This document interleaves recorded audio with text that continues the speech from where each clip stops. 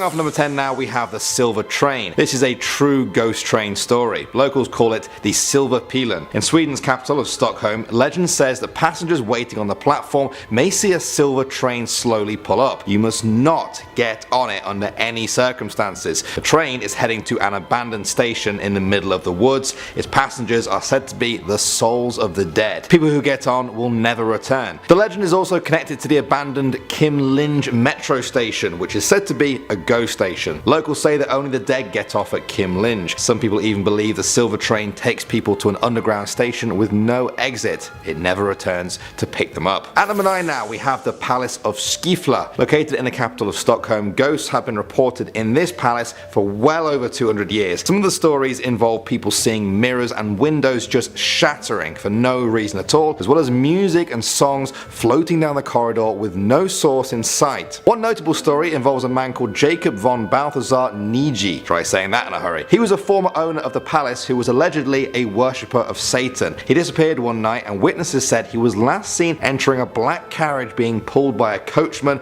with horns and a tail. Had he sold his soul to the devil? Some people certainly think so. This is just the top of the iceberg when it comes to the creepy goings on here. The palace is now owned by Stockholm University, who use it for storage. That's probably for the best. Coming at number 8 now, we have Borgvattnet Vicarage. Borgvattnet is a small village with just 50 residents there, but apparently a lot of ghosts. It's actually said to have the highest number of ghosts per people anywhere in the country. Perhaps the most haunted spot is the old vicarage. Built in 1876, it seemed like a normal building for some 50 years, and then locals began reporting creepy happenings. Ghosts that are not just scary, they're also violent. Some of the ghosts have reportedly knocked people out of chairs, moved furniture around while people are sleeping, or even one case of a ghost throwing babies out of a window. If that sounds like your idea of fun, you can actually book a room there for a night, and breakfast is included if you make it to the morning. Next up at number 7 now, we have Toftaholm Herrgård. Some Swedish people proudly claim this place as the most haunted hotel, not just in Sweden, but in the whole world. Located along the edge of Lake Vikostern, the hotel is picturesque, but comes with a very dark story attached to it. One night, a young man killed himself in one of the hotel's rooms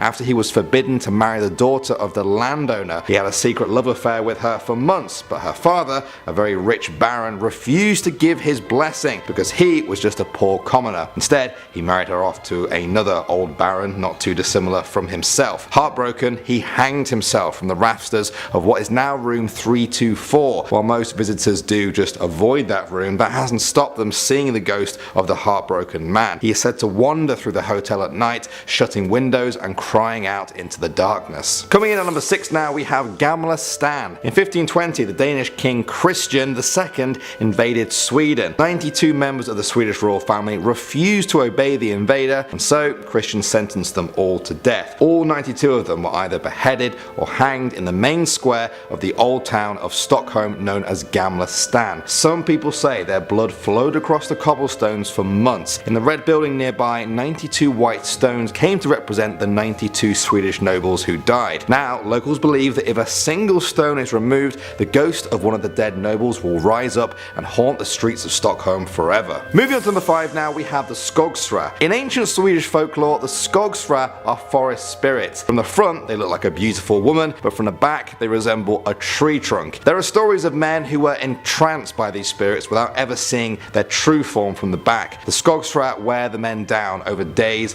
and weeks, draining them until they are hopeless, playing on their temptations, their fears and fantasies. If they manage to outsmart the spirit, the men will see their true form from behind and the Skogsra will disappear forever. If they do not, they are carried off into the woods at their weakest, never to be seen again. Next up at number 4 now, we have the Millingar. These are said to be the undead corpses of ghosts of infants murdered by their mothers. They haunt the places where they were buried with cries that pierce the night air. Why do they cry? Well, they want you to give them a name. They were often babies that were said to be killed before receiving a name, and now that's all they want. They'll ask you to carry them to hallowed ground to be buried. They then grow in size as you get closer. There have been stories of these undead babies asking people for other tasks on the road at night. If they don't perform the tasks, the person will often return home to find a member of their family has been killed, often in the same theme as the original request. I will go into some of the details I saw, but they really are gruesome.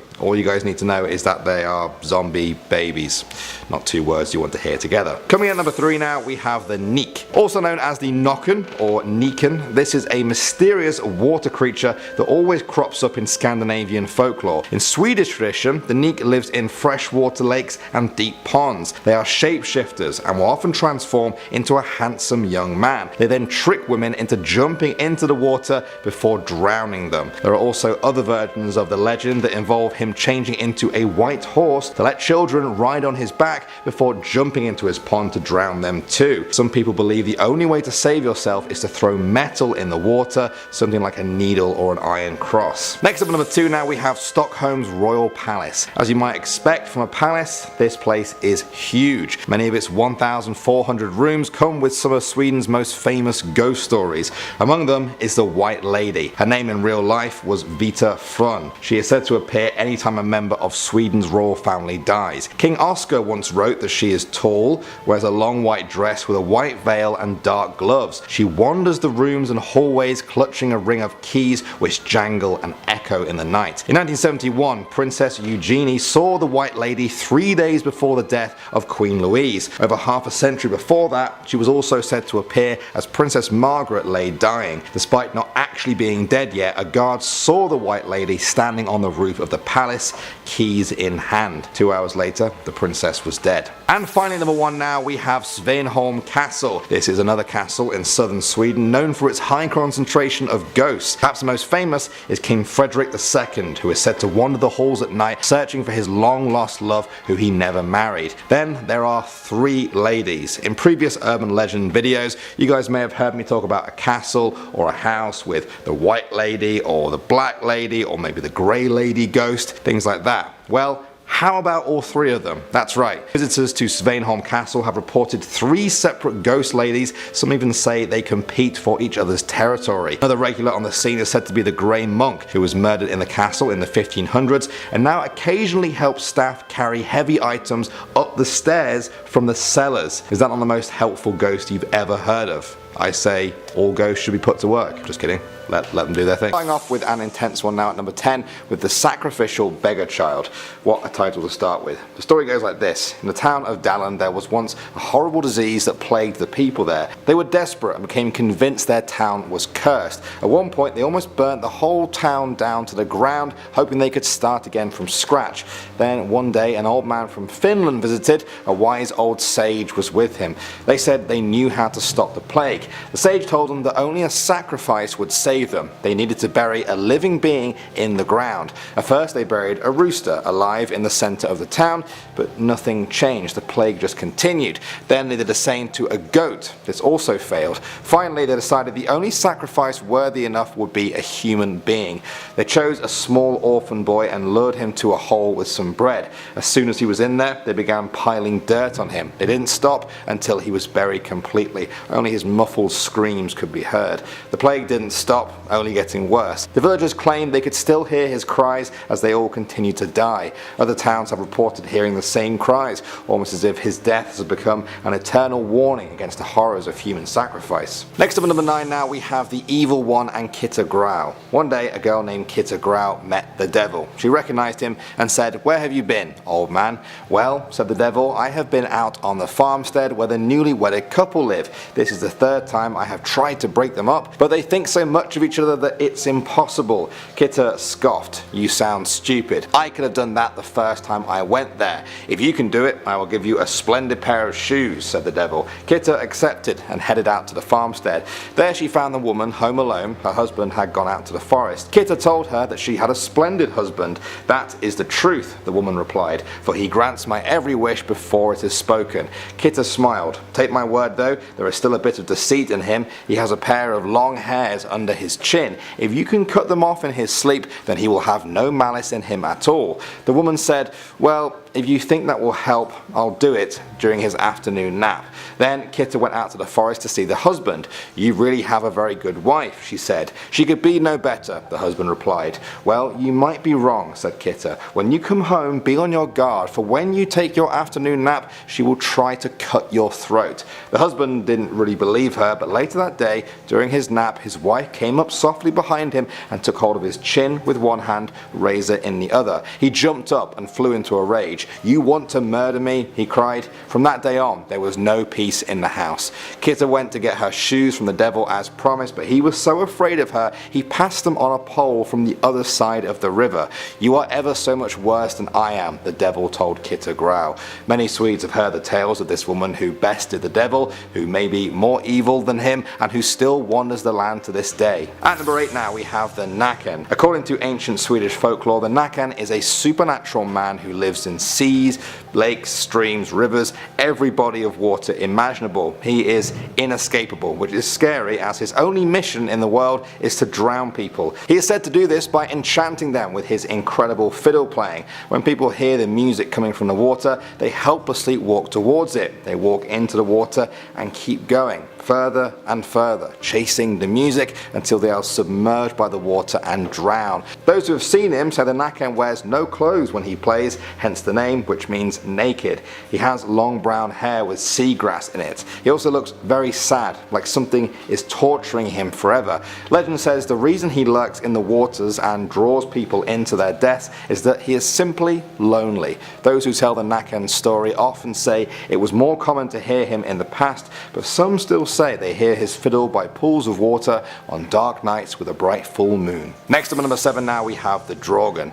A number of Scandinavian countries are home to the legend of the Dragon, and Sweden is one of them. They are said to be evil ghost spirits with an eternal connection to water. In life they were sailors or fishermen who lost their lives at sea. Now they are doomed to haunt the waves forever. The curse changes them. The Dragon are always described as being huge in size and covered from head to toe in seaweed. They are only ever seen after dark during stormy seas, always rowing the remains of whatever broken boat they died in. Quite often sailors hear the Dragon before they see them. The creatures are said to let out a piercing cry as they row towards their victims, somewhere between a deathly howl of pain and a cackle of pleasure. Faced with such terrifying creatures, many sailors report the only way of escaping a Dragon is reaching the shore before it. Of course, a Dragon knows this too and will try and drag them down to the depths of the sea before that. Even if they succeed, there have been stories of the Dragon stepping ashore to continue their pursuit.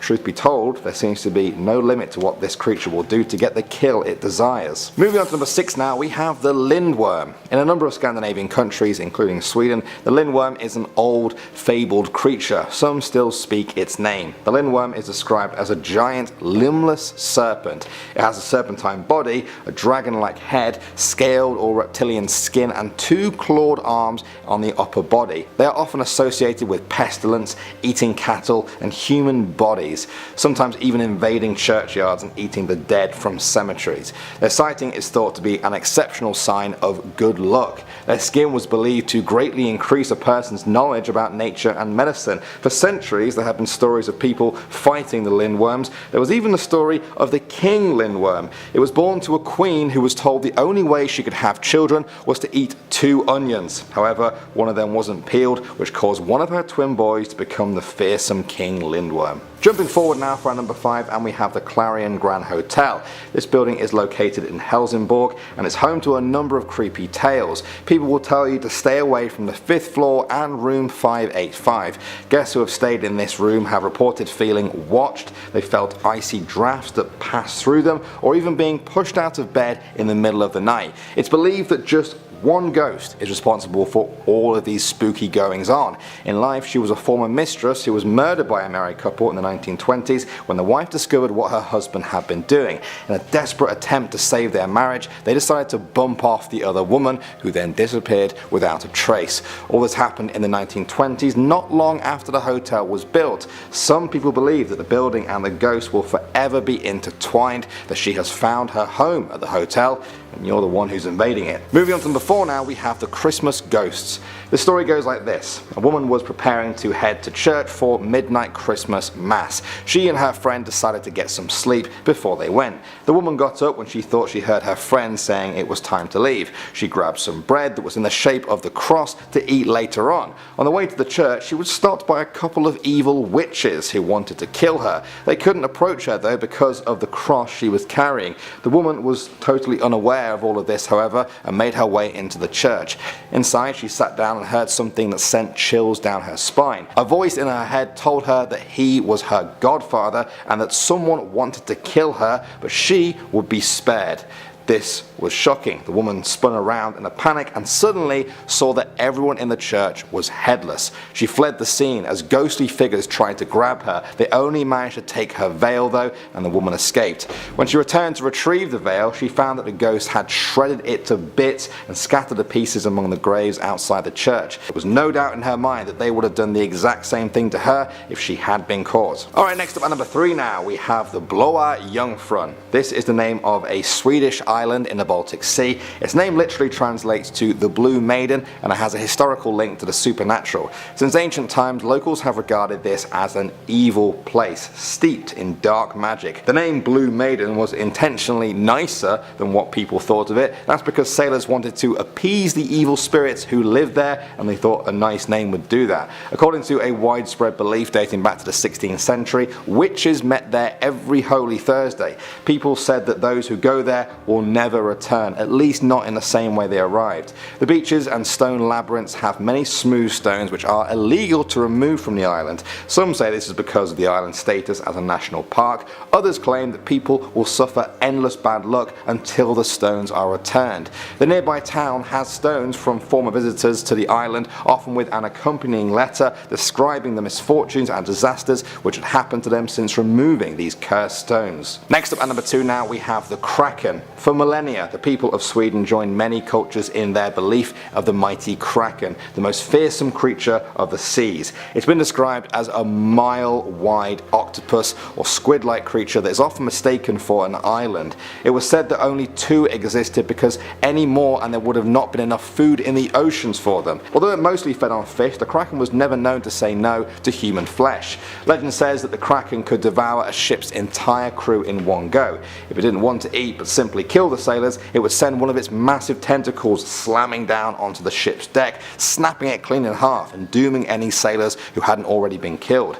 Some people like to imagine that the Kraken never really disappeared, it just sunk to the bottom of the ocean, waiting for the right time to return to the surface and assert its dominance over us. And finally, number 1 now, we have the trolls. Sweden has been no stranger to reports of trolls over the centuries. In recent years, there was a case involving a woman referred to as SM93. She was a farmer in a remote area of Sweden who noticed that her cows had been let outside one night. She then noticed all of her tools and containers were going missing. One night, the horses snorting in the stable woke her up. She found them outside of their paddock. When she got to them, she looked up to see what's been reported as a troll. It stood about 6'3" tall with incredibly long, thin and muscular legs. Its head was oblong and it had big ears high up on its head. The creature was greyish brown in colour and looked dirty and veined. Its torso was covered in fur, but not the arms or the legs. As the creature noticed her, it grunted, flapped its ears and leapt away, running quickly into the woods from where it came.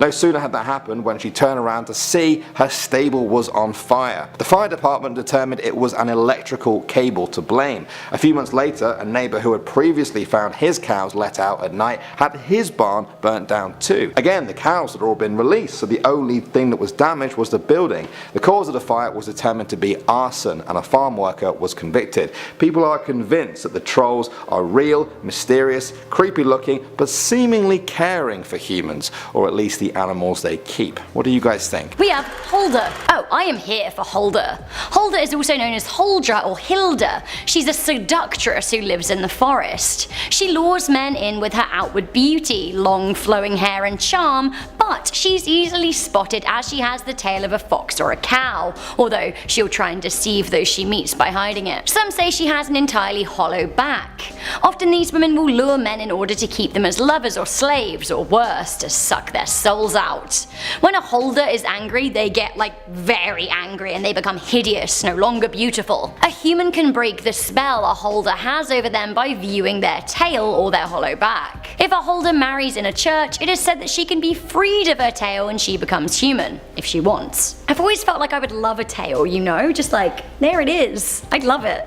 Give me a tail. Coming in at number 9, we have the spiders in the cactus. This myth has turned into a popular urban legend, but it is said that it stems back to Sweden in the 1970s from a man from Spanger. The story goes that one day a couple returned home after a trip abroad and brought back a cactus. Lovely! I love a good cactus. Danny actually bought me a cactus a few months ago and I called it Opportunity after the late Mars rover. Luckily, I haven't seen any spiders coming from my cactus. Opportunity's going strong. This story continues by one night the woman waking up and seeing a huge tarantula spider fall from her plant, and she wakes up the man next to her to capture it. He does, leaving a piece of paper on the top of a glass that he's caught it in, and he calls animal control because tarantulas aren't native to Sweden. The officer on the phone asks for further information and they return to look, seeing that the spider has actually eaten through the paper and escaped. Animal control turn up at the house and capture the arachnid, saying it was very, very poisonous. Apparently it had burrowed into the cactus, growing to full size. Another variation was popular in Gothenburg in the 80s and says that the plant was actually a yucca plant, and out of it burst thousands of tiny spiders who were hatched from eggs inside the plant. What a Trojan horse. Coming in at number 8, we have the Nattmaras. So this is a Swedish version of a myth I've heard so often that now I think it must be kind of true if so many cultures believe it. A Nattmara is literally a nightmare personified. She appears as a young woman dressed in a nightgown. She has long black hair, long sharp nails and very pale skin. She's said to be able to slip through a crack in the wall or under a door and terrorize the sleeper by sitting on their chest and giving them nightmares and sleep paralysis upon waking. It seems that the lady can also wilt trees at touch and mess with cattle, zapping them of energy. Coming into number 7, we have the Tree of Evil. Okay, so my information on this is coming from a page that I translated from Google, so if you're watching from Sweden, please do correct me. I know my pronunciation is also pretty bad. So this myth is called Barnmorderkorset, which I believe translates to Child Killer Cross, but again, let me know. The haunted spot is said to be in a tree outside Odshog in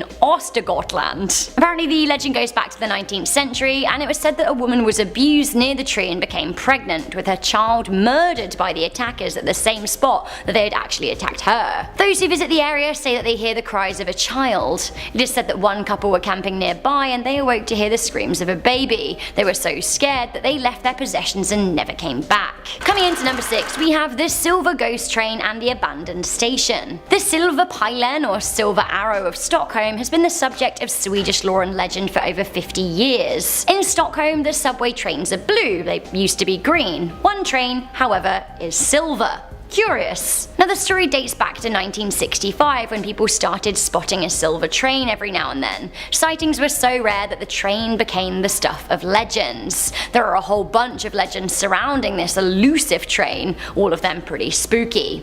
Many people say that the train has only ever been spotted in abandoned tunnels by construction workers. Some say that the train goes around picking up passengers that either show up weeks later dazed and confused, or never show up again at all. Some people say that they have only ever seen the train after midnight going high speed through stations. Eyewitnesses describe the carriages as being empty, save for a few blurry figures. Are they ghosts? The stories about the Silver Pilen were at their pinnacle in the 1980s, and even today people in the city still talk about the legendary silver train, and sometimes it goes hand in hand with stories about Keimlinge, a disused metro station on the Stockholm Metro Line 11. A lot of people think that this is where Silverpen darts off to. Other people think it's part of a wider conspiracy. Transport authorities never actually opened the building for service and nobody knows why it even exists. It is said that only the dead get off at Keimlinge. So, myth?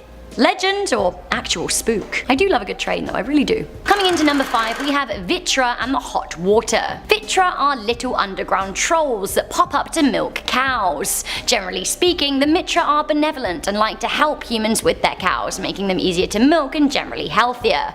However, if you enrage a Vitra, you're in for trouble. They'll do whatever it takes to get you away from them, which means that people believe that they cause accidents, some of which may inadvertently kill you. How would one even go go about enraging a Vitra anyway? Well, you mustn't build on their homes. If you do, you'll notice the bad luck come pouring in. Some people have been known to move their homes for fear of actually getting in a Vitra away. Other people are very superstitious and will actually even say little warnings out loud before pouring hot water down drains or even peeing in a toilet and flushing. Short and simple. Up next at number 4, we have dirty dolls. Never leave a dirty doll in a living room in Sweden. It is a very, very bad omen indeed.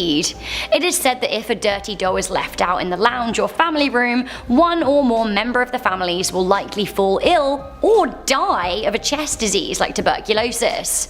Now, tuberculosis is curable these days and the myth is less widely perpetuated, but still, leaving a dirty doll out in Sweden will stress people out big time and lead them to think a family member is going to get sick. Coming into number 3, we have the White Stones. Stockholm was the scene of an absolute bloodbath in 1520 as the Danish king Christian II invaded the country and beheaded 92 members of the Swedish nobility who stood against him. It is said that on the anniversary of the massacre, between the 7th and 9th of November each year, visitors to Stortorget, the old town's main square, can see blood flowing over the cobblestones. Did I say that right? Stortorget? Let me know, Sweden. So yeah, they see the blood flowing just like it did back in the 1500s. Furthermore, there are 92 white stones making up the facade of a red building in the square. The stones are said to represent the victims of the massacre. It's said that if one of these stones is removed, the ghost of one of the dead will rise and terrorize Stockholm. Okay, this is weird at number 2. I love it, but it's the Christmas goat. Julblocken, the Christmas goat. Each year, a giant straw goat is burned in Sweden at Christmas time. Oddly, this is the Christmas goat. Julblocken is often linked with the devil, but at the same time the goat was the giver of presents, so I don't know. Is it a devil? Does it give people gifts? Is it Santa? Is it Satan? I don't know. Apparently a good Christmas joke in Sweden would be placing a small version of the straw Julblocken in another family's home without them noticing. Trollololol. Continuing on with the mystery goat theme, apparently in Sweden between Christmas and New Year's Day, julbuking is a popular pastime. So this is where people dress up as goats, knock on doors in their horned disguises and sing to their neighbours. The neighbours then have to guess who's under the disguise, and actually, I think I'm really here for this insanity. Not here for this at number 1 though, we have the IKEA meatballs. What is a list about Sweden without IKEA, I hear you cry.